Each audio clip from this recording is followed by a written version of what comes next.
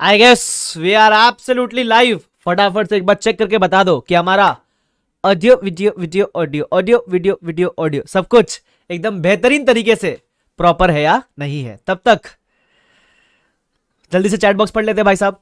Audio video video audio बताओगे जल्दी जल्दी। Yes and we are here to revise which Ind है sir. Ind 36। नाम क्या है? नाम है इंपेयरमेंट ऑफ असेट्स, राइट। बेहतरीन तरीके से अपन करेंगे इसको रिवाइज। लेकिन एक बात बोल दूं फटाफट से, अगर सब्सक्राइब नहीं किया चैनल को और चैनल को सब्सक्राइब किए बिना ऐसा वीडियो वगैरह देख रहे हो, पाप लग जाएगा भाई साहब। ठीक है, तन मैंने बोला देखो काम 25 नहीं काम 36 है। काम 36 मतलब 36 इंडेस वाला करेंगे भाई साहब। एकदम मीठा मीठा प्यारे प्यारे इंडेस अपन कंप्लीट आज कर लेंगे। ठीक है चलो, so without wasting a time let's start with the revision. अच्छा, रिवीजन चालू करने के पहले बता दूं, मेरे जो प्रोडक्ट है that are available on BB virtuals website, मतलब भंवर बुराना सर की जो वेबसाइट है bbvirtuals.com, उसके ऊपर अवेलेबल है। तो अगर आप वीडियो लेक्चर वाले सेक्शन में जाओगे, ठीक है, if you go under section of video lectures, यहाँ आपको दिखेगा एक फाइनेंशियल रिपोर्टिंग का टैब। उसमें जाओगे तो आपको मेरे दो बैच दिखेंगे। Exam oriented is a regular kind of A batch, full course batch, और एक है फास्ट ट्रैक बैच। आपको जो भी सूट करता है आप वो ले सकते हो। ठीक है, अभी भी वो एकदम रिड्यूस प्राइस पे अवेलेबल है, इतने कम प्राइस पे अवेलेबल है, आप जाके फटाफट से ले सकते हो, आपको लेना है तो। ठीक है, और जो जिस किताब से मैं रिवाइज कर रहा हूँ वो किताब भी उसी वेबसाइट पे अवेलेबल है परचेज के लिए, तो आप वो बाय कर सकते हो। चलो ठीक है, तो अपन क्या करेंगे, अपन 36 का रिवीजन करने वाले। अब रिवीजन का पैटर्न सुन लो, जैसा अपन हर इसमें करते हैं। सर हम सिर्फ कंसेप्ट नहीं, कंसेप्ट के साथ क्या करेंगे, मीठा मीठा कंसेप्ट के साथ क्वेश्चंस भी रिवाइज करेंगे। ठीक है, अरे यस और नो? यस, ठीक है। तो कंसेप्ट के साथ अपन क्वेश्चंस रिवाइज करेंगे। ठीक है, डिटेल में रिवीजन करने की कोशिश करेंगे। क्वेश्चंस की खास बात यह रहेगी, क्वेश्चंस के अंदर आपको इंपॉर्टेंट क्वेश्चंस की मार्किंग मिलेगी और साथ में उस क्वेश्चंस का अपन ओवरव्यू भी डिस्कस करेंगे। ठीक है चलो, अभी आपको पता है अपन जब भी पढ़ते हैं तो मैं आपको चार्ट के थ्रू पढ़ाने की कोशिश करता हूं, तो अपन चार्ट के थ्रू स्टडी करने की कोशिश करेंगे। जैसे ही ये इंडेक्स का रिवीजन खत्म होगा, हम कुछ समय बाद एक और इंडेक्स रिवाइज करेंगे, जिसका लिंक आपको यूट्यूब पे मिल जाएगा। ओके, तो ये चार्ट है, ये चार्ट मैं टेलीग्राम पे डाल दूंगा। टेलीग्राम का ग्रुप जो है वो मेरे डिस्क्रिप्शन बॉक्स में आपको मिल जाएगा। ठीक है, चार्ट आपको टेलीग्राम पे मिल जाएगा। लेकिन एक बात ध्यान रखना, मैंने काफी कुछ लिख रखा है इसके अंदर, तो ये लिखा हुआ नोट्स मैं आपको दे नहीं पाऊंगा, लेकिन चार्ट आपको मैं जरूर दे दूंगा। लिखा हुआ notes it is exclusively for our class वाले स्टूडेंट्स, है ना। चलो ठीक है, so let's start. Okay, so let's start with the revision of 36 in 3 2 1 and go. सबसे पहला नंबर 36, नाम क्या है, इंपेयरमेंट ऑफ असेट्स।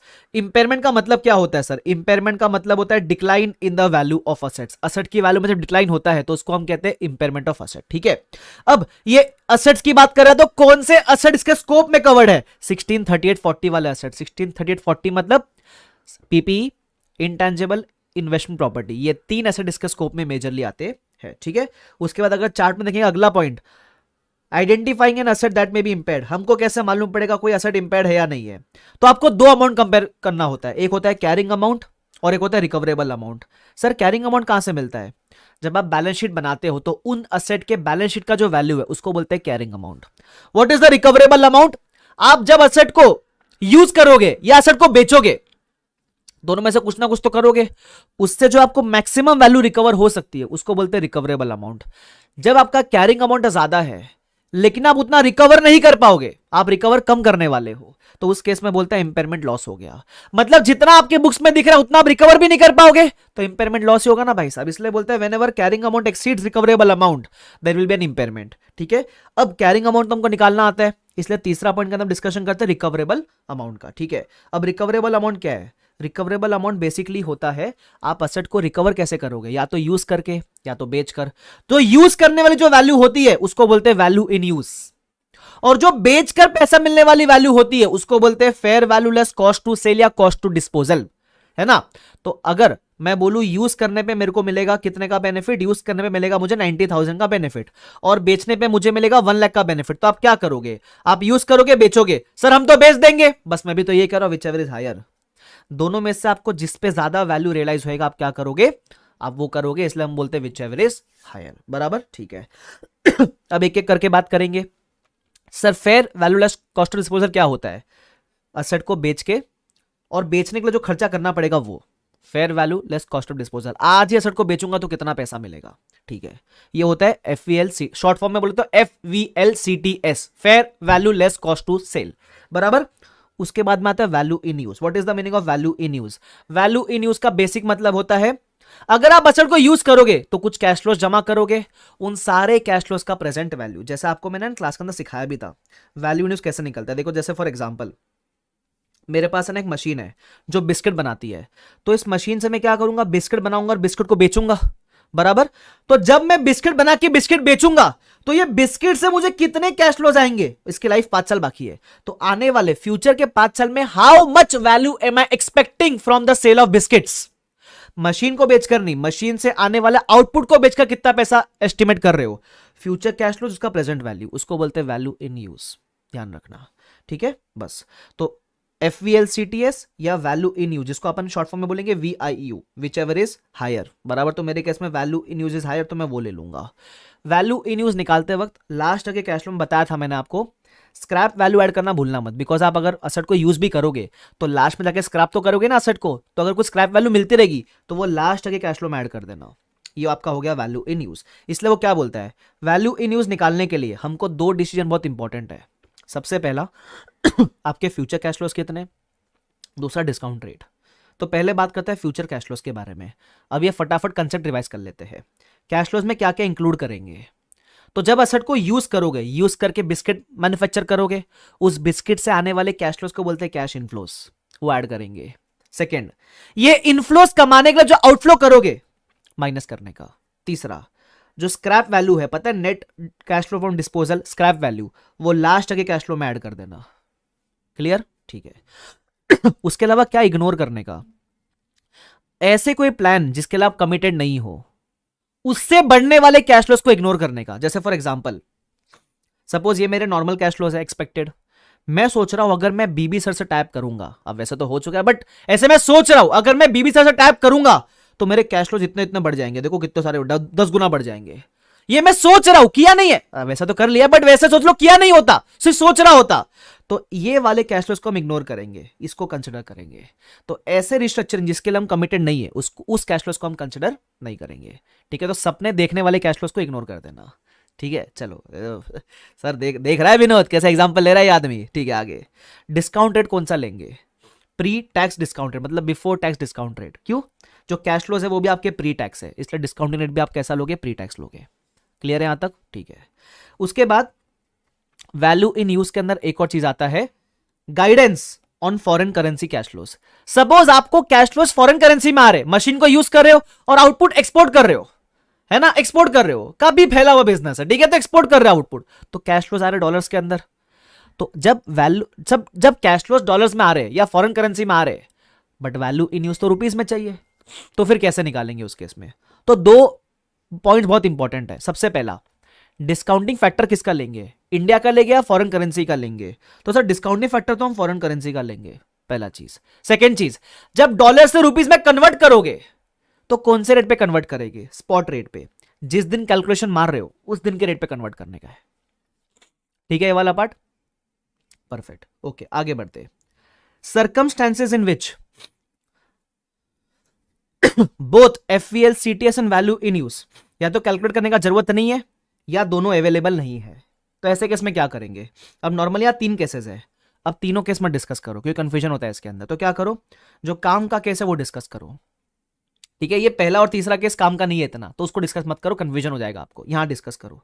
अब देखो क्या बोलता है, जब आपके पास FVL CTS का एस्टिमेट नहीं है तो क्या करेंगे, देख लो इधर मैंने बोला हुआ है, जब आपके पास FVL CTS नहीं होता है, fair value less cost to sell होता है ना, कभी कभी एसेट का सेलिंग प्राइस नहीं पता, तो उस केस में जो वैल्यू इन यूज है उसी को आप रिकवरेबल अमाउंट मान लेना, जो आपका वैल्यू इन यूज है उसी को रिकवरेबल मान लेना। लेकिन बाय चांस गॉड फॉरबिड आपके पास अगर वैल्यू इन यूज नहीं होगा, कल को आपके पास वैल्यू इन यूज नहीं है, फिर क्या करेंगे सर, उस केस में बेचने वाली प्राइस को आप रिकवरेबल नहीं मान सकते। सर ये भेदभाव क्यों, देखो असेट का नॉर्मली बेसिक नेचर यूज करना होता है, असेट का बेसिक नेचर यूज करना होता है, इसलिए हम क्या करते हैं, जो यूज करने वाली वैल्यू है उसको रिकवरेबल मान सकते हैं। लेकिन अगर यूज वाली वैल्यू आप नहीं कंप्यूट कर सकते तो उस केस में बेचने वाली वैल्यू को आप रिकवरेबल नहीं मान सकते। सर इसका एग्जांपल तो जैसे मेरे केस में ये माइक है, असेट तो है, बेचने का प्राइस पता है, लेकिन इसको यूज करके कितना कैश फ्लो जनरेट हुआ ये कैसे मालूम पड़ेगा, तो इस माइक का वैल्यू इन यूज नहीं होता है। तो इसका हम ऐसे केस में बोलेंगे इसका जो बेचने वाला प्राइस है उसको आप रिकवरेबल नहीं मान सकते, तो ऐसे केस में क्या करेंगे सर? ऐसे केस में हम बोलेंगे recoverable amount of asset can not B estimated reliably, है ना। और हम जाएंगे towards the concept of CGU. CGU मतलब कैश जनरेटिंग यूनिट। अब ये सीजीयू होता क्या है, जब कंसेप्ट डिस्कस करेंगे तो आ जाऊंगा उधर, ठीक है, ध्यान रखना। चलो आगे बढ़ेंगे, ये हमारा तीसरा पॉइंट था, ठीक है। उसके बाद हम आ जाएंगे हमारे फोर्थ पॉइंट के ऊपर, that is recognition and measurement of impairment loss. जब भी इंपेयरमेंट लॉस आए तो वो कहाँ ट्रांसफर करना है? सिंपल है, देखना पड़ेगा असेट कौन से मॉडल पे है। अगर असेट कॉस्ट मॉडल पे है और इंपेयरमेंट लॉस आ गया तो ये इंपेयरमेंट लॉस जाएगा प्रॉफिट एंड लॉस के अंदर, ठीक है। सर अगर असेट रीवैल मॉडल पे है, रीवैल मॉडल पे, तो उस केस में इंपेयरमेंट लॉस आ गया तो फिर कहां जाएगा? तो वो बोलता है अगर इंपेयरमेंट लॉस आया इन दिस केस तो treat the impairment loss like revaluation loss. Sir treatment same मतलब जब भी रीवैल्यूएशन लॉस होता है, हमने 1638 के अंदर सीखा है कि ये लॉस कहां जाएगा, तो देखना पड़ेगा पहले क्या था।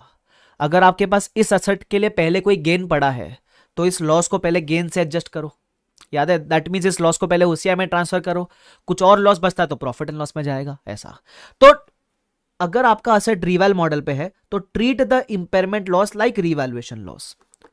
अब खास बात यह है, मैंने बताया था क्लास के अंदर कि सिर्फ ट्रीटमेंट सेम है, रीवैल्यूएशन लॉस और इंपेयरमेंट लॉस का नेचर अलग होता है। सिर्फ ट्रीटमेंट सेम है, नेचर अलग है भाई साहब। संकेत ने बोल भी दिया चैट बॉक्स के अंदर, क्या बात है, बराबर क्या बताया था मैंने आपको। सर नेचर अलग क्यों होता है? क्योंकि रीवैल लॉस निकालने के लिए what do you compare? You compare carrying amount and fair value, और इंपेयरमेंट लॉस निकालने के लिए भी compare carrying amount and recoverable amount. तो दोनों का नेचर अलग है भाई साहब। इतना डिटेल में कोई कंसेप्ट टेस्ट करेगा नहीं तुम्हारा, बट आपने क्लास में इसको डिस्कस किया था। एनीवेज, उसके बाद अगला पॉइंट है frequency of impairment test. Impairment test जिंदगी में कितने बार कंडक्ट करेंगे? क्या प्यार की तरह रोज करेंगे क्या, कि प्यार रोज हो रहा है किसी से?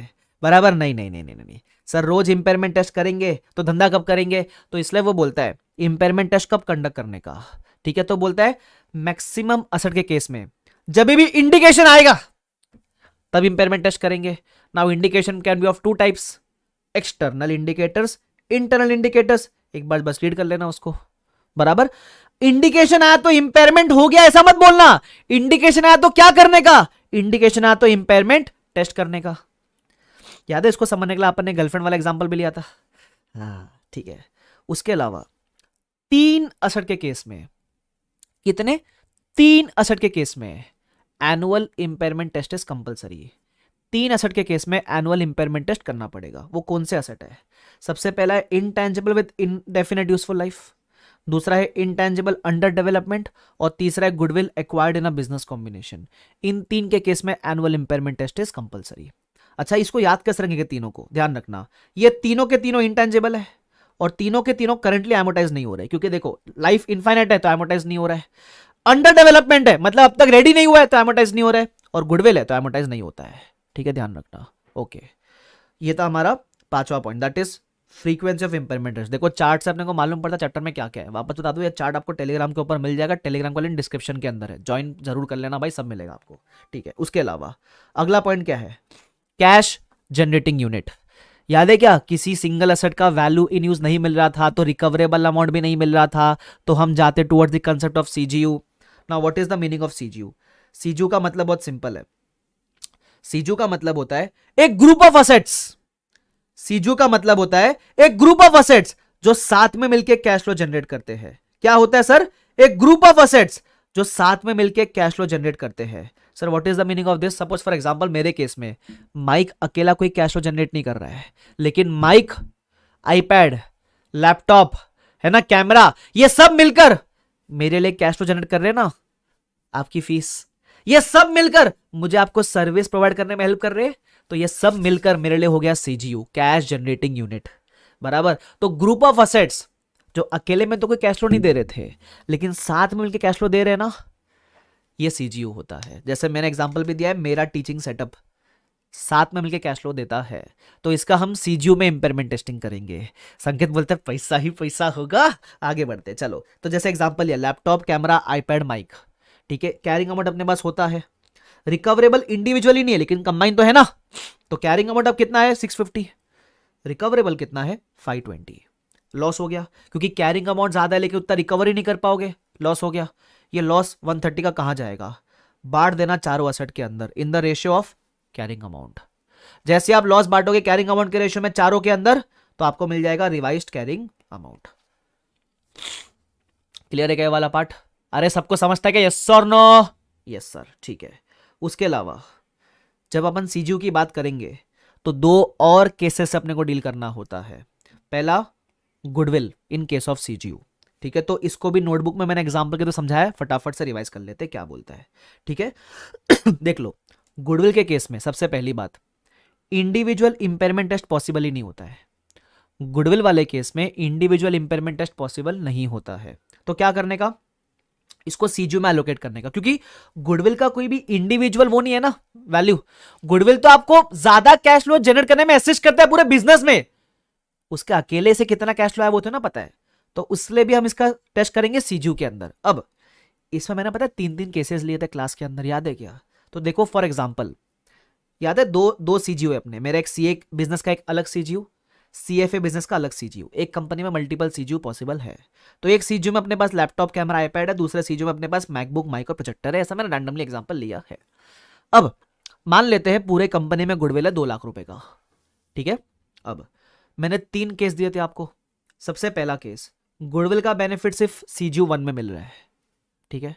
तो जब गुडविल का बेनिफिट सीजीयू 1 में मिल रहा है तो क्या करने का, सीजीयू 1 में गुडविल एलोकेट करो और इंपेयरमेंट टेस्टिंग करो। मैंने क्या किया, मैंने लैपटॉप कैमरा आईपैड लेगा सीजीयू 1 के एसेट्स, उसमें गुडविल का तड़का लगा दिया, टोटल मिल गया, रिकवरेबल दिया हुआ है 16, इंपेयरमेंट लॉस आया 6 लाख का। अब आता है कहानी में ट्विस्ट, ठीक है। वो क्या बोलता है, अगर इंपेयरमेंट लॉस आया और इस सीजीयू में आपके पास गुड्डू है तो पहले सारा लॉस गुड्डू में एलोकेट करने का। सर ऐसा क्यों? वो बोलता है अगर आपका सीजीयू इंपेयर हो रहा है इसका मतलब आपका मार्केट में गुडविल बचा ही नहीं है, क्योंकि गुडविल होता ना मार्केट में तो आप एबनॉर्मल प्रॉफिट कमाते हैं, ऐसा लॉस नहीं करते। तो लॉस हो रहा है मतलब गुडविल बचा ही नहीं है मार्केट में। देखो लॉजिक बता दिया आपको मैंने, अब याद रहेगा आपको। तो अगर इस सीजीयू में गुडविल है तो सबसे पहले सारा लॉस आप किस में एलोकेट करो, गुडविल में एलोकेट कर दो। बैलेंस जो भी लॉस बचता है वो आप बाकी एसेट्स में एलोकेट कर देना इन the ratio of carrying amount, बराबर। तो अपन ने क्या किया, 6 में से 2 लाख गुडविल में चला गया और remaining 4 lakh you will allocate in the ratio of carrying amount, then you will get the revised carrying amount. Simple ये वाला पार्ट, ठीक है। सीजीयू 2 में तो कोई गुडविल था ही नहीं, क्योंकि गुडविल का बेनिफिट सिर्फ सीजीयू 1 में मिल रहा है, तो मैंने सीजीयू 2 में कुछ एलोकेट किया ही नहीं आगे, ठीक है। Do you remember this point के क्लास में अपन ने किया था ये वाला, ये आपको एग्जांपल भी लिखा हुआ है क्लास के अंदर, मैंने ध्यान रखना। ओके आगे बढ़ते हैं। केस 2, केस 2 क्या था, goodwill benefits in both CGU 1 and 2। Goodwill का बेनिफिट दोनों सीजीयू के अंदर मिल रहा है। अब कितना बेनिफिट मिल रहा है मालूम है, 25% सीजीयू 1 में मिल रहा है, 75% सीजीयू 2 में मिल रहा है। मतलब आपको एग्जैक्टली पता है कि कितना बेनिफिट कौन से सीजीयू के अंदर मिल रहा है, बराबर। तो कुछ नहीं, एलोकेट करो और इंपेयरमेंट टेस्टिंग करो। जैसे केस 2 अपने को पता है सीजीयू 1 में 25% बेनिफिट मिल रहा है, तो 25% गुडविल सीजीयू 1 में आ जाएगा, बस इंपेयरमेंट टेस्टिंग करो, लॉस आया 2,50,000 का। अब इस सीजीयू में गुडविल सिर्फ 50,000 का है, तो 50,000 जितना लॉस गुडविल में जाएगा, बाकी जो बचता है वो अदर एसेट में चला जाएगा।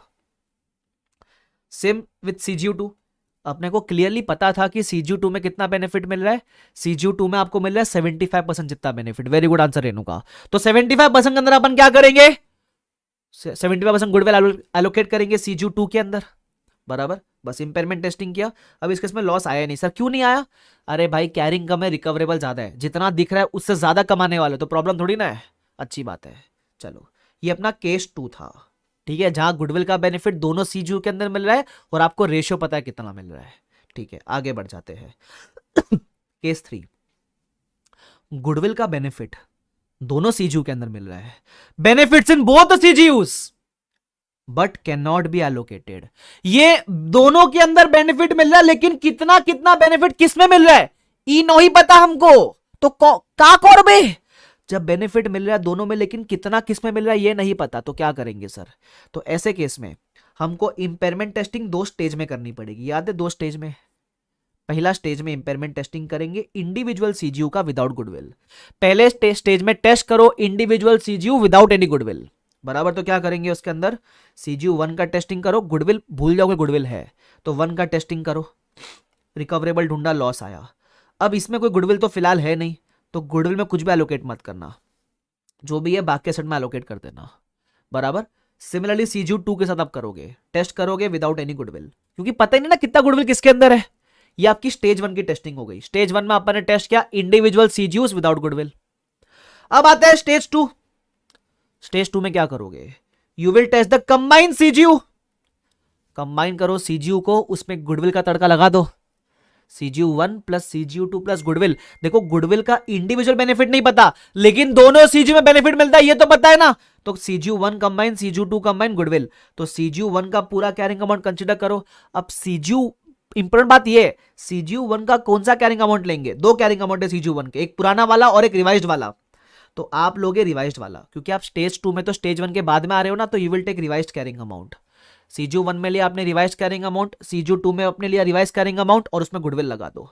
तो CGU 1 plus CGU 2 plus goodwill total मिलेगा, टोटल ले लो और आपको रिकवरेबल आ जाएगा, बराबर लॉस आएगा।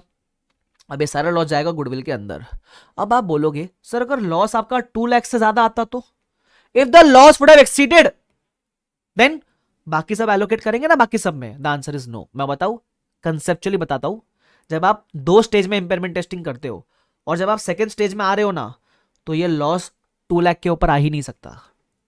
सर ऐसे कैसे बोल रहे हो आप, मैं बता रहा हूं ना 2 लाख के ऊपर आ ही नहीं सकता। पता है क्यों, ये जो आप टेस्टिंग कर रहे हो ये सिर्फ गुडविल के लिए कर रहे हो आप।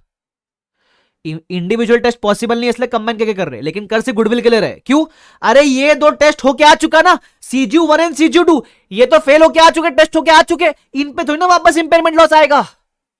समझ रहे हो क्या? हाँ, वेरी गुड ख्याति, very good Kritika, very good संकेत, करेक्ट। तो in stage 2 impairment loss cannot be more than 2 lakhs, as in stage 2 we came to test only goodwill, as CGU 1 and 2 are already tested for impairment in stage 1. stage 1 में test हो चुका उनका।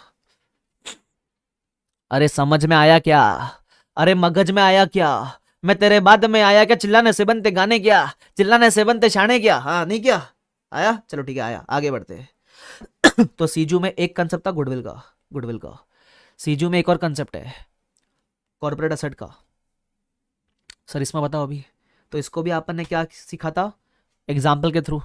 Sir बताओ example, आप example discuss करते फटाक से।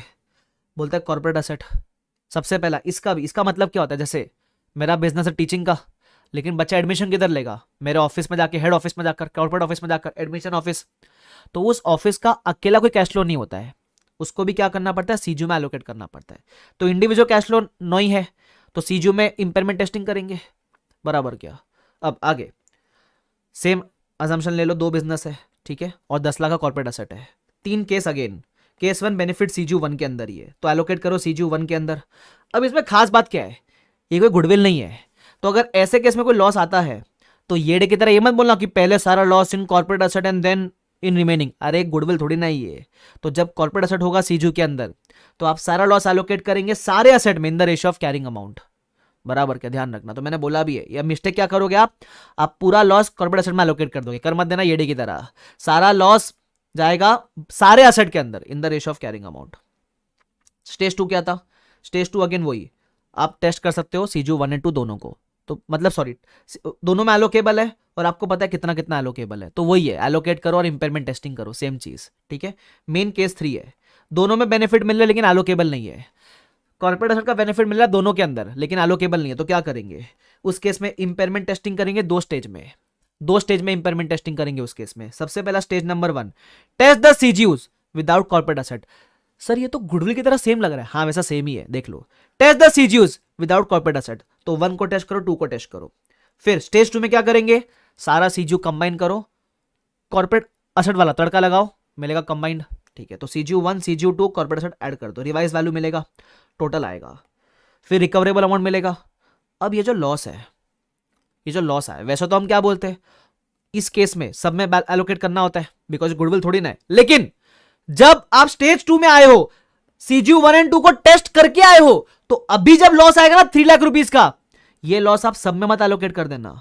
Logically सोचो ना, ये 2 ऑलरेडी टेस्ट हो चुके हैं, तो ये जो लॉस आएगा वो सिर्फ किस में एलोकेट करना है, कॉर्पोरेट एसेट में, लिखाया भी है मैंने, इसमें कोई लॉस नहीं आ रहा है, already test done in stage 1, बराबर क्या। तो जो भी लॉस आएगा वो सिर्फ और सिर्फ कॉर्पोरेट एसेट के अंदर जाएगा, दैट्स इट। अरे समझ में आया क्या, आया ना सर, आया ठीक है, आगे बढ़ जाते हैं। तो 7th पॉइंट हमारा यही है कि हमारा इंपेयरमेंट लॉस सीजू में एलोकेट कैसे होगा। तो अगर गुडविल है तो सबसे पहले गुडविल में, और अगर गुडविल के बाद भी लॉस बचता है तो बाकी एसेट में इन the ratio of carrying amount. एक बात ध्यान रखना, अगर आपके सीजीयू में अगर आपके सीजीयू में कोई ऐसे एसेट भी है, ट्रेड रिसीवेबल, इन्वेस्टमेंट, इन्वेंट्री, जो 36 के स्कोप में नहीं आते हैं, तो आप उसमें कोई भी लॉस एलोकेट नहीं करोगे। बराबर क्या? सीजीयू में पड़े रहने देना उसको, लेकिन लॉस एलोकेशन नहीं आएगा उसके ऊपर, नॉट इन स्कोप ऑफ 36। ठीक है, आगे बाकी छोटे मोटे पॉइंट है, पढ़ना तो पढ़ लेना। फिर आएगा रिवर्सल ऑफ इंपेयरमेंट। जैसे किसी भी एसेट का इंपेयरमेंट लॉस पॉसिबल है, वैसे उसी एसेट का रिवर्सल भी पॉसिबल होता है। जैसे इंपेयरमेंट होने के इंडिकेशन होते हैं, वैसे रिवर्सल होने के भी इंडिकेशन होते हैं। तो बोलता है रिवर्सल होगा, हमको कैसे मालूम पड़ गया? तो बोला इंडिकेशन आएगा। इसमें भी दो टाइप के इंडिकेशन, एक्सटर्नल, इंटरनल। अब सर याद कैसे रखेंगे? जो इंपेयरमेंट होने के इंडिकेशन है ना, उसके एग्जैक्टली ऑपोजिट उसके रिवर्सल होने के इंडिकेशन है। तो वैसा समझ लेने का। ठीक है, चलो, तो रिवर्सल पॉसिबल है। अब इसमें एक खास बात ध्यान रखना, जब इंडिविजुअल एसेट में रिवर्सल होता है तो reversal is like a gain ना, रिवर्सल एक गेन की तरह हो गया। जैसे इंपेयरमेंट लॉस लॉस की तरह होता है, वैसे रिवर्सल एक गेन की तरह हुआ। बराबर? तो ये कहां ट्रांसफर करने का? तो अगर एसेट कॉस्ट मॉडल पे है तो प्रॉफिट एंड लॉस में ट्रांसफर करने का इस रिवर्सल को, और अगर एसेट रिवैल मॉडल पे है तो इस रिवर्सल को रिवैल्यूएशन गेन की तरह ट्रीट करने का। अगेन सिर्फ ट्रीटमेंट सेम है, नेचर दोनों का अलग होता है। रिवर्सल ऑफ इंपेयरमेंट लॉस और रिवैल गेन दोनों का नेचर अलग है, बट ट्रीटमेंट सेम है इन केस ऑफ रिवैल मॉडल। ठीक है, वो अपन क्वेश्चन में कर लेते हैं। वैसे भी खास बात आती है सीजीयू के रिवर्सल में। तो क्या सीजीयू के केस में भी रिवर्सल पॉसिबल है? Yes, reversal is possible. But एक इंपॉर्टेंट पॉइंट पता है क्या है?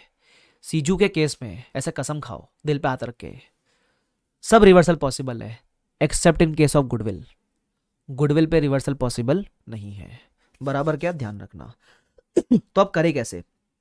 तो रिवर्सल वाले केसेस में अपने को निकालना पड़ता है मैक्सिमम रिवर्सल आप कितना कर सकते हो। देखो, रिवर्सल किसका होता है? जो पहले लॉस बुक किया उतना रिवर्सल पॉसिबल है ना, उसके ऊपर आप रिवर्स नहीं कर सकते। तो सपोज पहले मैंने लॉस बुक किया 40 का, तो मैं रिवर्स कितना करूंगा? आगे जाके करना होगा तो भी 40 करूंगा ना, उसके ऊपर तो नहीं कर सकता।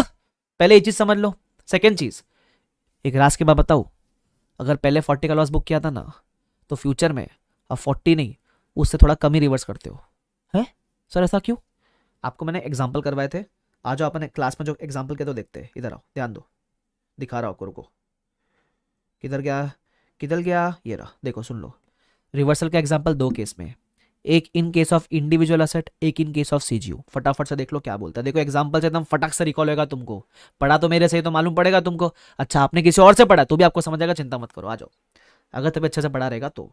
सपोज एसेट था 200 का, लाइफ 10 साल। फटाफट देखना, सपोज 2 साल यूज किया, डिप्रिशिएट किया, वैल्यू कितना बचा? 160। ओके, रिकवरेबल दिया हुआ 120, तो लॉस हो गया 40 का, लॉस बुक किया। रिवाइज कैरिंग अमाउंट कितना हो जाएगा? 160 पे 40 का लॉस बुक किया, तो रिवाइज कैरिंग अमाउंट 120 हो गया, रिमेनर लाइफ 8 ईयर्स हो गया। अब आपका डेप्रिसिएशन कितना होएगा? 15 आएगा। 2 साल यूज किया, डेप्रिशिएट किया, तो कैरिंग अमाउंट कितनी बची? 90। अब आया इंडिकेशन ऑफ रिवर्सल, तो वापस से ढूंढा रिकवरेबल अमाउंट 140। तो अगर आप ऐसे ध्यान से देखोगे तो आपको वैसे दिखेगा कि एक्चुअल रिवर्सल 50 का दिख रहा है, लेकिन आपको मेन ये देखना है कि क्या मैं रियलिटी में 50 का रिवर्सल कर सकता हूं क्या? 50 कैसे आया सर? अरे ये दोनों का डिफरेंस, कैरिंग और रिकवरेबल का डिफरेंस आपको दिख रहा है। एक्चुअल रिवर्सल 50 का दिख रहा है, लेकिन क्या उतना मैं कर सकता हूं? The answer is no. तो हम क्या निकालते हैं? Maximum reversal. कैसे निकालेंगे? इसमें 2 अमाउंट चाहिए, 2 अमाउंट चाहिए। सबसे पहला, अगर आपके जिंदगी में इंपेयरमेंट होता ही नहीं, अगर आपके जिंदगी में ब्रेकअप होता ही नहीं, तो कैरिंग अमाउंट क्या होता? तो आप कितने खुश होते। तो आपके जिंदगी में इंपेयरमेंट होता ही नहीं, तो क्या कैरिंग अमाउंट होता? तो इंपेयरमेंट नहीं होता, तो 200 का वैल्यू था, 4 साल डिप्रिशिएट करता, वैल्यू मिलती 120 की। और आज कैरिंग अमाउंट क्या रियलिटी में आफ्टर इंपेयरमेंट? तो आज मैं बोलूंगा आज की कैरिंग अमाउंट 90 रुपीज है, तो 90 difference, this is the maximum reversal. अब देखो, आपने रिवर्सल तो 40, आपने इंपेयरमेंट लॉस तो 40 का बुक किया था, लेकिन मैक्सिमम रिवर्सल 30 आ रहा है। सर ये भेदभाव क्यों? लॉजिक बताया था मैंने आपको। देखो, जब आपने इंपेयरमेंट लॉस बुक किया 40 का, ये लॉस की वजह से आपने एक्सपेंस भी तो कम बुक किया ना डेप्रिसिएशन का। पहले यू आर डेप्रिशिएटिंग 20 से पर एनम, अब यू आर डेप्रिशिएटिंग 15 से पर एनम। तो लॉस करने से आपका कोई खर्चा भी तो सेव हुआ है 5-5 का 2 साल तक। तो इसलिए 30 कैसे आया? लॉजिक देखो, एग्जाम में मत करना, लॉजिक है तुम्हारे लिए। लॉजिक क्या है? लॉस बुक किया 40 का, बट 2 साल तक 5-5 रुपया सेव भी तो किया, तो नेट खर्चा कितना हुआ? 30 रुपए का, तो उतना ही मैक्सिमम रिवर्सल आता है। एग्जाम में सब चेक मत करना है, तुम्हारे रेफरेंस के लिए भाई साहब। चलो, ये in case of individual asset reversal कैसे करोगे, तो अपन मैक्सिमम रिवर्सल 30 का कर पाएंगे, तो 30 का रिवर्सल कर देंगे, रिवाइज कैरिंग अमाउंट 90 से हो जाएगी 120, सिंपल। ठीक है, आगे बढ़ जाते हैं। फिर मैंने आपको एक और एग्जांपल करवाया था, सीजीयू वाले केस में मैक्सिमम रिवर्सल कितना कर सकते हो, जहां गुडविल भी है। तो सपोज सीजीयू में आपके पास थे अदर एसेट और गुडविल, दिया हुआ बाइफर्केशन, 1 साल यूज किया अपन ने, तो मिला कैरिंग अमाउंट और गुडविल। ठीक है, टोटल मिल गया 20 रुपीज का। ओके सर, आगे बढ़ते हैं। फिर आया रिकवरेबल अमाउंट, सपोज 15 का रिकवरेबल दिया हुआ है, इंपेयरमेंट लॉस कितने का आया 5, ऑफकोर्स पहले गुडविल में बेयर करेगा, फिर अदर असेट में, तो गुडविल में एलोकेट किया, बचा हुआ अदर असेट के अंदर। ओके, कैरिंग अमाउंट कितनी होगी अदर असेट की 15, लाइफ बचे 9 साल, गुड्डू बचा ही नहीं है, फिर 1 साल डेप्रिशिएट किया 1.67, कैरिंग अमाउंट आ गया 13.33। अब आया इंडिकेशन ऑफ रिवर्सल, तो रिकवरेबल कितना दिया हुआ है 20, तो आप देखोगे एक्चुअल रिवर्सल कितना दिख रहा है 6.67, लेकिन द प्रॉब्लम इज हम मैक्सिमम कितना कर सकते हैं वो हमको देखना होता है। तो मैक्सिमम रिवर्सल निकालने के लिए वापस दो अमाउंट, कैरिंग अमाउंट अगर आपका जिंदगी में इंपेयरमेंट नहीं होता तो क्या होता, बट यहां एक बात ध्यान रखना, जब ये कैरिंग अमाउंट निकालोगे तो you will remove this excluding goodwill. Why? क्योंकि गुडविल पे कोई रिवर्सल करना ही नहीं है, तो गुडविल को अपनी जिंदगी से निकाल देना, ध्यान रखना। तो आप निकालोगे carrying amount if no impairment, अगर जिंदगी में इंपेयरमेंट नहीं होता तो आज कैरिंग अमाउंट क्या होता सीजीयू का, बट गुडविल मत जोड़ना। इसका मतलब मेरा सीजीयू का वैल्यू था 20 विदाउट गुडविल, अगर इंपेयरमेंट नहीं होता तो 1 साल और 2 साल, 2 साल डिप्रिशिएट करता, बस मैं भी यही कह रहा हूं, अगर इंपेयरमेंट नहीं होता तो आप 2 साल डिप्रिशिएट करते, गुडविल भूल जाओ तो 16 आता, और देख लो आपका एक्चुअल कैरिंग अमाउंट कितना है 13.33, तो 13.33 लिख दूंगा मैं नीचे, 13.33 क्या मिलेगा आपको मैक्सिमम रिवर्सल। तो एक्चुअल दिख रहा है 6.67, बट मैक्सिमम मैं 2.67 ही कर पाऊंगा, तो मैं इतना ही करूंगा ना रिवर्सल, बस इतना आप रिवर्सल करोगे and you will write down the revised carrying amount. Is this clear to everyone? Is this clear to everyone? फटाफट से बताओ यस और नो। ठीक है, ओके, आगे बढ़ते हैं। अब आपके यहां तक मैंने करवा दिया रिवर्सल, फिर एक पॉइंट है non controlling interest impact of goodwill impairment. अब ये पॉइंट मैं कॉमन पुल मार्क करता हूं, सर ऐसा क्यों? अब तक काफी बच्चों ने वो नॉन कंट्रोलिंग इंटरेस्ट, कुछ लोगों ने पढ़ा है कुछ लोगों ने नहीं पढ़ा है, तो ये अब तक मैं जैसे फास्ट ट्रैक में पढ़ा रहा हूं उस फास्ट ट्रैक में मैंने नहीं पढ़ा है what is non controlling interest, तो ये आपके लिए कॉमन पुल रहेगा। इस पॉइंट को मैं कॉमन पुल वाले जो सेशन है उसमें कंडक्ट कर लूंगा, और रिवीजन पर्पस के लिए मैं कॉमन पुल, मैंने बताया ना कॉमन पुल क्या होता है, एक ऐसा कंसेप्ट जिसमें फ्यूचर इंडेक्स का ज्ञान चाहिए, तो अभी मैं इसको रिवाइज नहीं करवा पाऊंगा, तो ऐसे जो कंसेप्ट है उसको मैं कंसाइज करके एक ही जगह पे सब कवर कर लूंगा बाद में, ध्यान रखना। तो ये कंसेप्ट और इसके ऊपर 36 में 3-4 क्वेश्चन है, वैसे ये कंसेप्ट इंपॉर्टेंट है बराबर, लेकिन ये कंसेप्ट इसके 3-4 क्वेश्चन हमने कॉमन पुल मार्क कर रखे ताकि हम उसको बाद में कवर करेंगे, तो रिवीजन पर्पस के लिए भी मैं इसकी क्लिप बना के डाल दूंगा बाद में 36 का जो कॉमन पुल है करके। ठीक है, ऐसा सब इंडेक्स का मैं डाल दूंगा, चिंता मत करना। चलो ठीक है, तो ये पॉइंट छोड़ के हमने क्या कर लिया 36 पूरा रिवाइज कर लिया। अब 1 मिनट का ब्रीदर लेते, फिर हम क्वेश्चंस में जम मारेंगे। तब तक के लिए ध्यान रखना, लाइक नहीं किया लाइक करो, वीडियो पसंद आया ना तो अभी नहीं, जब सेशन खत्म हो जाएगा तो कमेंट सेक्शन में जरूर डाल के जाना। ये जो चार्ट है, चार्ट ये आपको मेरे टेलीग्राम पे मिल जाएगा, सिर्फ चार्ट मिलेगा, इसका जो एग्जाम्पल्स है वो नहीं डाल पाऊंगा टू बी ऑनेस्ट, ठीक है, एकदम दिल से बोल लो सीरियसली, ठीक है। तो चार्ट लेकिन डाल दूंगा, ओवरव्यू तो आए, मालूम तो पड़े। बाकी जो क्लास वाले बच्चों उनके पास तो ऑलरेडी लिखा हुआ है सब कुछ, तो टेंशन की बात नहीं है आपको, ठीक है। चलो, और बाकी ठीक है, बाकी तो आपको बताइए। 1 मिनट का अपन लेते ब्रीदर। सर क्या पी रहे हो? अरे पानी है भाई।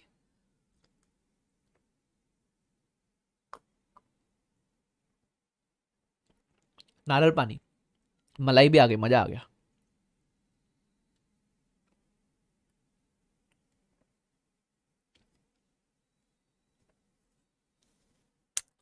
मजा आ गया एकदम ही। चलो आगे बढ़े क्या? अरे बढ़े क्या आगे? I like it. तुमने वो देखी है मूवी कभी खुशी कभी गम, उसमें वो करीना कपूर बोलती है ना हालेलुया, है ना, वो भी ऐसे बोलती है आई लाइक इट। तो बढ़े क्या आगे? यस, है ना, मजा आ गया एकदम, फील आ गया। चलो क्वेश्चंस करेंगे। अब क्वेश्चंस के अंदर खास बात क्या है, अपन करेंगे इसको रिवाइज। क्वेश्चन देखो मैं पूरा बैठ के सॉल्व नहीं कराऊंगा, लेकिन ये जो सोल्यूशन उसको रिफर जरूर कराऊंगा, की पॉइंट बताऊंगा क्वेश्चंस के, रिवीजन कराऊंगा क्वेश्चंस का, और इंपॉर्टेंट क्वेश्चन मोस्ट इंपॉर्टेंटली आपको मिलेगा। सिर्फ ध्यान रखना कुछ ऐसे क्वेश्चंस है जो कॉमन पुल वाले होंगे तो वो मैं नहीं कराऊंगा, ठीक है, वो बाद में अलग से लेक्चर में करा दूंगा। थैंक यू फॉर 63 नाइफार सर, आंचल कहती है। अरे आंचल, आई रिमेंबर यू, कंग्रेचुलेशन आंचल। चलो शुरू करते। तो जो काम के क्वेश्चन से बताऊंगा एलडीआर वाले बताऊंगा, जो बेसिक बेसिक है वो तो आप कर लोगे यार, जो कंसेप्ट पढ़ा है ना उसके बेसिस पे बेसिक आप कर लोगे। क्लास में आपने काफी सारे किए लेकिन अभी सिर्फ एलडीआर वाले डिस्कस करते हैं। तो सबसे पहला है इलस्ट्रेशन नंबर 10, अगर आपको दिखता है तो इस क्वेश्चन में क्या था। इस क्वेश्चन में अपने पास एक सीजीयू है जिसमें असट का वैल्यू 320 है, गुडविल 80 है, तो सीजीयू हो गया। ठीक है, ये कब था अपने पास 1 अप्रैल 11 को, 13 तक। अब वो बोलता है इंपेयरमेंट का इंडिकेशन आ गया, तो 13 पे दो अमाउंट निकालनी पड़ेगी, कैरिंग अमाउंट, रिकवरेबल अमाउंट। ठीक है, उसके बाद और इसकी टोटल लाइफ 20 ईयर्स बोली है। ठीक है, ये सब हो गया, ये सीजीयू हो गया, तो सीजीयू में अपन ने इंपेयरमेंट लॉस वगैरह बुक किया। फिर और 2 साल के बाद 11 से गए 13 पे लॉस बुक किया, 13 से हो गए 15 पे, 15 पे बोलता है रिवर्सल का इंडिकेशन हो गया। अब रिवर्सल ऑफ इंपेयरमेंट लॉस करना है, मतलब ये सीजीयू है, सीजीयू में रिवर्सल, जो अभी लेटेस्ट एग्जांपल डिस्कस किया वैसा ही है ये, बराबर। तो देख लो कैसे करेंगे, देख रहे हो मेहनत तुम्हारे भाई की, सब लिख लिख के लाया इधर। तो अदर असेट हो गया, ठीक है, सब लिख लिया, गुडविल वगैरह आ गया, ओके, कैरिंग अमाउंट मिल गया, ओके, 2 साल के बाद कैरिंग अमाउंट मिला, फिर इसी दिन का रिकवरेबल अमाउंट। ठीक है, तो आपको आ जाएगा इंपेयरमेंट लॉस, आ गया आपको इंपेयरमेंट लॉस। ठीक है, अब इंपेयरमेंट लॉस सबसे पहले जाएगा गुडविल के अंदर, गुडविल 80 था, कर दिया, बाकी अदर असेट के अंदर, ओके सर। उसके बाद आप वापस 2 साल के बाद आओगे, आपको मिलेगा पहले रिवाइज कैरिंग अमाउंट, उसको आप 2 साल डिप्रिशिएट किया, आपको मिला कैरिंग अमाउंट 31 मार्च 15। ठीक है, ये कैरिंग अमाउंट हो गई। अब इस दिन का आपको रिकवरेबल दिया हुआ है 3,04,000, एक्चुअल रिवर्सल कितना दिख रहा है 11,556, निकालोगे मैक्सिमम रिवर्सल। मैंने आपको निकालना सिखाया था, कैसे निकालोगे। जिंदगी में इंपेयरमेंट नहीं होता तो कैरिंग अमाउंट क्या होती, बट सीजीयू में गुडविल मत लेना, गुडविल पे रिवर्सल नहीं करा तो लेना मत उसको। ठीक है, तो वो लेंगे, और एक्चुअल कैरिंग अमाउंट आज क्या है वो बस वो कंपेयर करेगा, आपको मिलेगा मैक्सिमम रिवर्सल। तो वो बोलता है एक्चुअल इतना दिख रहा है लेकिन मैक्सिमम इतना ही कर पाओगे, तो मैक्सिमम उतना ही करेंगे ना, इतना रिवर्सल करेंगे। तो ये आपकी कैरिंग अमाउंट थी, इस पर इतना रिवर्सल हो जाएगा, you will get the revised carrying amount, that's it. Is this clear to everyone? अरे यस और नो? यस, चलो बहुत ही बढ़िया। बढ़ सकते हैं क्या आगे हम लोग? बढ़ सकते हैं ना सर, काहे नहीं बढ़ेंगे, बढ़ो आगे बढ़ो सर। ठीक है, उसके बाद इलस्ट्रेशन नंबर 11, ये कॉमन पूल है, कॉमन पूल वाले अपन अलग से कवर करेंगे, जैसा मैंने आपको ऑलरेडी बता दिया। ठीक है, ध्यान रखना, आपको पता होना चाहिए, ओके। उसके बाद लेट मी सी,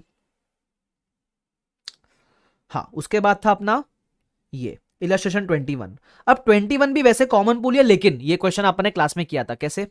इसमें भी 2 एस्पेक्ट है, एक 36 भी कवर्ड है, 103 भी कवर्ड है। सबसे पहले ये क्वेश्चन सीजीयू वाला ही है, फर्क इतना है यहाँ गुडविल दिया हुआ नहीं है, गुडविल ढूंढना है। तो हम 103 का जो स्टेप 6 होता है ना, पीसी निकालने वाला मेथड, जिसको आता है उनको पता है, जिसको नहीं आता छोड़ दो, आपने से लिख के रखा था इसको, बराबर।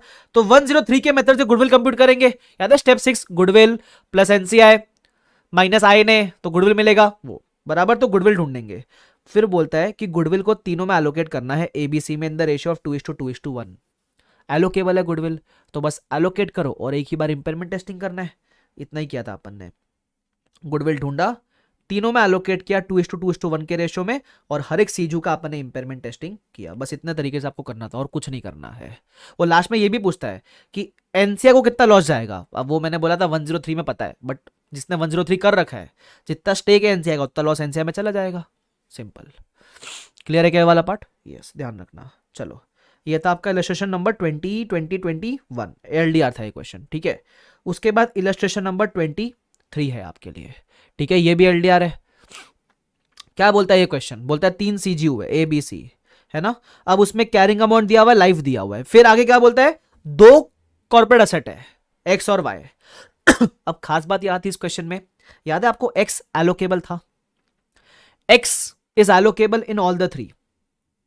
तो एलोकेट कैसे करेंगे, नॉर्मली हम करते हैं कैरिंग अमाउंट के रेशियो में, लेकिन आपको याद रहेगा तो इस केस में कैरिंग अमाउंट के रेशियो में नहीं, carrying amount into useful life के रेशियो में एलोकेट किया हुआ है, बराबर। सेकंड, वाई बोलता है वाई एलोकेबल ही नहीं है। तो जब कोई कॉर्पोरेट असेट एलोकेबल नहीं है इंडिविजुअली, तो उसके लिए अपने को 2 स्टेज में इंपेयरमेंट टेस्टिंग करनी पड़ेगी। पहला स्टेज रहेगा विदाउट कॉर्पोरेट असेट वाई, और सेकंड स्टेज रहेगा ए प्लस बी प्लस सी, और उसमें वाई का तड़का लगा देंगे, ऐसा, बराबर। ये दिया हुआ है, सीजू का रिकवरेबल वैल्यू दिया हुआ है, इंपेयरमेंट लॉस निकालो। अब देखो इसमें कैसे करेंगे, मैंने आपको ओफो के लिए बताया भी था। एक्स तो एलोकेबल है यूजफुल लाइफ और कैरिंग अमाउंट के रेशियो में, तो कर दिया एलोकेट। उसके बाद वाई वाले केस में वो बोलता है एलोकेबल नहीं है, तो 2 स्टेज में इंपेयरमेंट टेस्टिंग करेंगे। अब कैसे करेंगे देख लो, जब स्टेज 1 में टेस्टिंग करोगे तो आप एक्स को तो इंक्लूड कर सकते हो ना, तो एक्स वी विल इंक्लूड, लेकिन वाई इंक्लूड नहीं करेंगे, तो जो भी इंपेयरमेंट लॉस आया वो निकाल लेंगे। उसके बाद हम करेंगे कंबाइन इंपेयरमेंट टेस्ट, ए प्लस बी प्लस सी। अब ये तीनों में एक्स तो ऑलरेडी आ गया, बस y ऐड कर देंगे तो a b c और y। अब देखा यहां तो कोई लॉस आया नहीं स्टेज 2 में, लेकिन अगर आता भी, सुन लो, अगर यहां लॉस आता भी तो भी पता है किस में से y में एलोकेट करते हैं, क्यों? अरे a b c तो ऊपर टेस्ट होके आया ना। क्लियर है क्या वाला पार्ट? अरे यस और नो? यस, ठीक है, आगे बढ़ते हैं। ये था क्वेश्चन नंबर 20, जो भी 23। 24 इज अगेन कॉमन पूल। फिर आएगा आपका 20 नहीं, फिर आएगा आपका 32। भाई साहब ये क्वेश्चन आपके नवंबर 22 में आया था, आपको पता रहेगा तो ठीक है। अब ये क्वेश्चन 8 मार्क का आया था, इतना लेंदी क्वेश्चन है, 8 मार्क के लिए पूछा था इन्होंने। तो जब ऐसा क्वेश्चन आएगा तो एग्जाम में लास्ट में करने का, मैंने लिखा भी एग्जाम में लास्ट में अटेंड करने का, क्योंकि करने जाओगे तो टाइम बहुत चले जाएगा। बट ये करते हैं अपन। इसमें क्या था बता दो आपको, मैं याद दिलाता हूँ इस क्वेश्चन के अंदर क्या था। मैंने एक ओफू बनाया था इसके लिए, ठीक है, मैं आपको वो ओफू याद दिलाता हूँ। देखो कैसा था। बोलते एक मशीन था, मशीन ए, ठीक है, वी हैड अ मशीन ए जिसका इंडिविजुअल इंपेयरमेंट टेस्ट पॉसिबल है, ठीक है, लेकिन जो बी है बी, उसका इंडिविजुअल टेस्ट पॉसिबल ही नहीं है। वो बोलता है उसको सीजू में डालना पड़ेगा। अब सीजू में कौन कौन है? बोलता है सीजू में ए भी है, बी भी है, इन्वेंट्री है, गुडविल है, सब है। तो ये जो ए है ए, इसका टेस्ट इंडिविजुअल भी होएगा और बी के लिए, बी के खातिर उसको सीजू के अंदर भी आना पड़ेगा। तो सीजू में ए वापस आएगा, बी भी है, इन्वेंट्री भी है और गुडविल भी है, ऐसा है। याद है ऐसा कुछ था। अब इस क्वेश्चन में क्या क्या था अपने पास? पहले अपने को पहले ए का इंपेयरमेंट टेस्ट करने का, फिर 1 साल का उसका रिवर्सल भी होता है, फिर ये सीजू का इंपेयरमेंट टेस्टिंग करने का, फिर 1 साल का उसका रिवर्सल भी होता है। तो जो किया था एक बार आपको रिकॉल कर देता हूं, आपने कैसे किया था देख लो। सबसे पहले ए का इंपेयरमेंट टेस्ट किया, बराबर। अब यहां ध्यान रखना इस क्वेश्चन में रेसिडुअल वैल्यू दिया हुआ है, तो डेप्रीसिएशन आप गलती क्या करोगे, आप करोगे 10 lakh divide by 10 years, directly ऐसा करोगे नहीं, माइनस स्क्रैप वैल्यू करना भूलना मत, एसएलएम मेथड में ध्यान रखना। तो you will gate carrying amount, recoverable amount मिलेगा आपको, इंपेयरमेंट लॉस निकाल लेना। ये मशीन ए का आपने टेस्टिंग किया। फिर आप क्या करोगे, सीजू का इंपेयरमेंट टेस्टिंग करोगे, उसमें ए बी इन्वेंट्री गुडविल सब आएगा। ए का वैल्यू आपको ऊपर से मिलेगा, रिवाइज कैरिंग अमाउंट लिखने का, बी का ढूंढना पड़ेगा आपको, वैल्यू बी ढूंढ लोगे, क्वेश्चन में इंफॉर्मेशन है, इन्वेंट्री गुडविल भी दिया हुआ है। खास बात यह है जब इसका टेस्ट किया और जब इसमें लॉस आया तो ये लॉस कौन बेयर करेगा? सबसे पहले तो goodwill, first goodwill will bear, second inventory bear करेगा, नहीं आउट ऑफ स्कोप है। मशीन ए बेयर करेगा क्या? नहीं, मशीन ए का टेस्ट ऑलरेडी हो चुका है, machine A has already been tested above, तो उसमें वापस कोई लॉस एलोकेट मत करना। तो उस केस में गुडविल और सिर्फ बी में एलोकेट होएगा, ध्यान रखना। फिर बोलता है बी पार्ट में पूछा था, अब आपको मिली रिवाइज कैरिंग अमाउंट सबकी, तो आपको निकालना पड़ेगा 1 साल का डेप्रीसिएशन पर्सपेक्टिव, तो मैंने निकाल के दिया था उनको पर्सपेक्टिव डेप्रीसिएशन। तो 31 मार्च 19 की आपको रिवाइज कैरिंग अमाउंट मिल गई। फिर आपको इस केस में करना था अगले साल रिवर्सल, 19 पे वापस रिवर्सल करना है आपको। तो रिवर्सल 2 केस में करेंगे। सबसे पहले मशीन ए का रिवर्सल चेक करेंगे, कैसे आ रहा है नॉर्मली, कैरिंग अमाउंट है, रिकवरेबल अमाउंट है, एक्चुअल देखेंगे और मैक्सिमम निकालेंगे। मैक्सिमम कैसे निकालेंगे? जिंदगी में ए में अगर इंपेयरमेंट लॉस होता ही नहीं तो कैरिंग अमाउंट क्या होती, वो निकल के इतनी आती है। फिर हम देखेंगे आज की कैरिंग अमाउंट कितनी है, इतनी, तो ये मैक्सिमम रिवर्सल, इतना आप रिवर्स कर दोगे। ए का रिवर्सल हो गया। अब आता है सीजू का रिवर्सल। सीजू में 4 चीजें, ए बी इन्वेंट्री गुडविल। ए का कैरिंग अमाउंट क्या लिखेंगे? जो आफ्टर रिवर्सल वैल्यू आया वो। बी का तो आपको यहां से मिलेगा, बी वाले पार्ट से, बराबर। उसके बाद क्या क्या आपके पास, इन्वेंट्री उतने को उतने पे, ये गुडविल तो बचा ही नहीं है, रिकवरेबल दिया हुआ है। अब रिकवरेबल में प्रॉब्लम पता है क्या है? आप जब क्वेश्चन पढ़ोगे, क्वेश्चन में 11 लाख दिया हुआ है, लेकिन क्वेश्चन में एक और वैल्यू दिया हुआ है ए एंड बी कंबाइंड। तो आईसीआई ने क्या किया, आईसीआई ने 11 लाख नहीं लिया हुआ है रिकवरेबल, उन्होंने क्या लिया हुआ है, जो ए और बी कंबाइंड वैल्यू है 760, वो प्लस इन्वेंट्री का 2 लाख, दैट इज 960 लिया हुआ है। अब क्यों क्या कैसे उसमें मैं जान नहीं रहा हूं, बट ध्यान रखना ये वाला पार्ट, ठीक है। एक्चुअल रिवर्सल इतना दिख रहा है, निकालना पड़ेगा मैक्सिमम रिवर्सल। पूरे क्वेश्चन में सिर्फ यही पार्ट सबसे इंपॉर्टेंट है। सीजू का मैक्सिमम रिवर्सल कैसे निकालेंगे? सीजू में 4 चीजें, ए बी इन्वेंट्री गुडविल, बराबर। तो अपने को निकालना है सीजू का carrying amount if no impairment. तो ए का वैल्यू तो अपन ने ऊपर ऑलरेडी निकाला था, बी का निकालना पड़ेगा। अगर बी में इंपेयरमेंट नहीं होता तो 5 लाख को 4 साल से डिप्रिशिएट करते। इन्वेंट्री उतने के उतने पे लेना, गुडविल लेना ही मत, गुडविल पे रिवर्सल करना है तो लेना मत उसको। वैल्यू मिलेगा आपको कैरिंग अमाउंट, और एक्चुअल में कैरिंग अमाउंट क्या है वो लो, मिलेगा मैक्सिमम रिवर्सल। अब जो मैक्सिमम रिवर्सल आया वो किस में एलोकेट करेंगे? ए का ऑलरेडी हो चुका, ए में कर नहीं सकते, इन्वेंट्री आउट ऑफ स्कोप है, गुडविल में परमिटेड नहीं है, तो ये मैक्सिमम रिवर्सल सिर्फ और सिर्फ एक्चुअली बी का आया है, किसी का नहीं। तो बस ये बात ध्यान रखना। ये सब अपने क्लास में अच्छी तरीके से सॉल्व किया हुआ है, इसलिए अपने को मज़ा आता है पढ़ने में, ध्यान रखना। Is this absolutely clear to everyone? Yes sir, perfect, मज़ा आ गया sir. I am just here to say thank you for revision videos, help a lot, clear मैं group 1 and your revision videos help a lot forever. Thank you so much Alisha, thank you so much. चलो आगे बढ़े क्या, ये बहुत जबरदस्त question था अपना। कौन सा क्वेश्चन था, दिस वाज क्वेश्चन नंबर 32। ठीक है, आगे बढ़ेंगे। फिर आएगा क्वेश्चन नंबर 33। ये क्वेश्चन में क्या था, अगर आपको याद रहेगा, ये क्वेश्चन अपने को वैल्यू इन यूज निकालने का था और अपने को सारी इंफॉर्मेशन दी हुई है कैश फ्लोस को लेकर। ठीक है, तो मैं फटाफट से आपको एक बार गो थ्रू करवा देता हूं क्या क्या बोला हुआ है। ठीक है, सबसे पहला वो बोलता है हमने असेट परचेज किया था, लोन पे लिया, हमको क्या फर्क पड़ता है, कुछ काम का नहीं है वैल्यू इन यूज में वो। फिर बोलता है हम नॉर्मली 10,000 व्हील्स बेचते हैं 190 में, पहले कितने बेचते उससे फर्क नहीं पड़ता है, हम लोग को चाहिए फ्यूचर कैश फ्लोस। तो फ्यूचर का इंफॉर्मेशन दिया हुआ है कि हमारी सेलिंग प्राइस कितनी है, 200 है और हर साल 3% से बढ़ेगी। सेल कितना है, 10,000 और वो बढ़ेगा 5% से, बराबर। तो आपको याद है तो आपने किस तरीके से किया था बताता हूं मैं आपको, इधर नीचे सोल्यूशन है इसका, देख लो। सबसे पहले हमने सेलिंग प्राइस ली थी हर साल की, 5 साल का डेटा था। फिर नंबर ऑफ यूनिट्स हर साल 5% से बढ़ रहे तो बढ़ाया उसको, आपको इससे मिलेगा टोटल इनफ्लोस मिलेगा, इससे total inflows. Selling price into unit sold मिलेगा इनफ्लोस। अगले अगले पार्ट में आपको क्वेश्चन के, एक सेकंड, हाँ किधर गया वो क्वेश्चन, कहां गया भाई, ऊपर है सॉरी। हाँ, क्वेश्चन के अगले पार्ट में आपको कॉस्ट का इंफॉर्मेशन दिया हुआ है, कॉस्ट कितनी है, कितने से बढ़ेगी। तो बस मैंने क्या किया, मैंने फिर कॉस्ट पर यूनिट निकाला, number of units into cost मिलेगा आपको total outflows, inflows minus outflows करना आपको और कुछ नहीं करना है। ठीक है, उसके अलावा इधर और भी कुछ है, इधर और क्या है, कुछ ऐसा डेटा है जो बोलता है कि टेक्नोलॉजी आएगी तो मेरे कैश फ्लो कम होंगे, मेरे को क्या फर्क पड़ता है, आई का अब तक नहीं तो इग्नोर करने का। उसके बाद बोलता है आपको बीच में मेंटेनेंस करना पड़ेगा एक बार, कब मेंटेनेंस करना पड़ेगा आपको, एक बार इधर 15-16 में, तो एक बार मेंटेनेंस का खर्चा भी लेना पड़ेगा। तो 15-16 के कैश फ्लो में आप मेंटेनेंस कंसिडर करोगे, 15-16 के कैश फ्लो में क्या कंसिडर करोगे, मेंटेनेंस का आउटफ्लो, और फिर स्क्रैप वैल्यू भी था तो वो कंसिडर किया। तो आपको मिलेगा net cash flows, inflows minus outflows, net cash flows मिलेगा सारे साल का। डिस्काउंटिंग फैक्टर लोगे तो मिलेगा प्रेजेंट वैल्यू। ये क्वेश्चन इसका कॉस्टिंग का ज्यादा लगता है कंपेयर टू एफआर, बट जो भी है आपको यही करना है, सिंपल है। ठीक है, चलो अनिल पूछता है sir can I shift from GD to live. Anil, इसके लिए आप बीबी वर्चुअल्स के टेक्निकल सपोर्ट में कांटेक्ट कर लो, वो आपको हेल्प कर लेंगे उसके अंदर। ठीक है, चिंता मत करो। चलो, is this clear to everyone. ये था क्वेश्चन नंबर 33 था सॉरी। फिर आएगा 34 भी सिंपल था। क्या बोलता है इसके अंदर अपने पास है एक असेट, 4 साल तक यूज करेंगे, 4 साल तक यूज करेंगे तो उसके कैश फ्लोज दिया हुआ है, ये काम आएंगे आपको वैल्यू इन यूज निकालने के लिए। ठीक है, फिर आपको क्या दिया हुआ है, फिर आपको दिया हुआ है सेलिंग के खर्चे, तो उससे आपको मिलेगा FVLCTS। ठीक है, अब इसमें खास बात यह है, बोलता है हमारे पास इसी एसेट के लिए पहले 36,000 में सरप्लस पड़ा है। सर ये इंफॉर्मेशन क्यों दिया, इसलिए दिया ताकि बता रहा है ये एसेट रीवैल मॉडल वाला एसेट है, तो जितना भी लॉस आएगा 36,000 जितना लॉस OCI में जाएगा, balance loss profit and loss में जाएगा ऐसा। तो पूछा क्या क्या, इंपेयरमेंट लॉस निकालो, रिवाइज डेप्थ दो, इंपेयरमेंट लॉस का ट्रीटमेंट बताओ, और ये बोलता है इसमें ये भी है कि गवर्नमेंट तुमको लॉस के लिए शायद कंपेंसेट कर सकता है, गवर्नमेंट में कंपेंसेट, गवर्नमेंट में कंपेंसेट में, तो उस गवर्नमेंट लॉस का ट्रीटमेंट भी मांगता है। तो कैसे करना था देख लो, सबसे पहले लॉस निकाला। ठीक है, लॉस के लिए कैरिंग अमाउंट रिकवरेबल अमाउंट चाहिए, निकाल ली जो इन्फॉर्मेशन थी उससे लॉस मिला। अब लॉस जो आया, क्योंकि पहले का गेन पड़ा है तो जितना गेन था पहले उतना लॉस OCI से जाएगा, balance loss profit and loss से जाएगा, बराबर। उसके बाद आप निकालोगे revise depreciation based on revise carrying amount.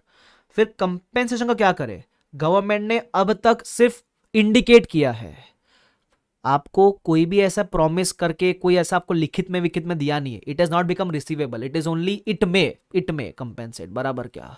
तो पोटेंशियल ग्रांट है ये, अब तक पक्का नहीं है, तो पोटेंशियल है तो आप उसको कंसिडर करते ही नहीं, कुछ नहीं करना है उसका, इग्नोर।